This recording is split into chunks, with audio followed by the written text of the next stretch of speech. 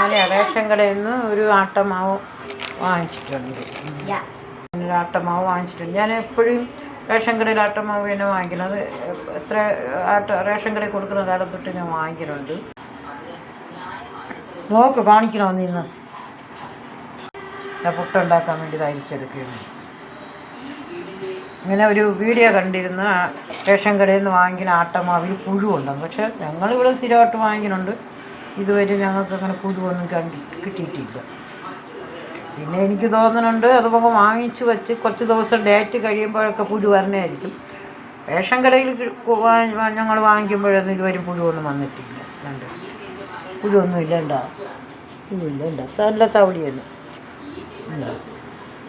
എന്താ വാങ്ങിച്ച് വെച്ച് ഡേറ്റ് കഴിയണോണ്ടായിരിക്കും പുഴു വരണം. അതല്ലാതെ വാങ്ങിച്ചു കൊണ്ടൊന്ന് ഒരാഴ്ച 2 ആഴ്ചയൊക്കെ കഴിയുമ്പോഴൊന്നും പുഴുവൊന്നും വന്നിട്ടില്ല. ഇത് ഇന്ന് വാങ്ങിച്ചുകൊണ്ട് വന്നതാണ്. ഒരു കുഴപ്പവുമില്ല.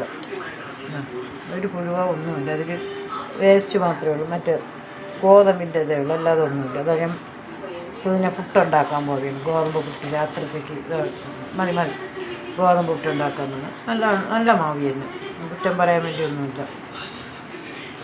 ഇതിലാട്ടമാവിൽ എന്ത് സാധനം വെറുതെ കിട്ടിയാൽ വില കുറച്ച് കിട്ടുമ്പോൾ അതിന് ഒരുപാട് കുറ്റങ്ങളും കുറവുകളും കാണും. പക്ഷേ വെറുതെ കിട്ടണമെന്നും പറഞ്ഞ് വായിത്തൊന്നും ഇങ്ങനത്തെ ഗോതമ്പ് പുട്ടുണ്ടാക്കാൻ പോവുകയാണ്.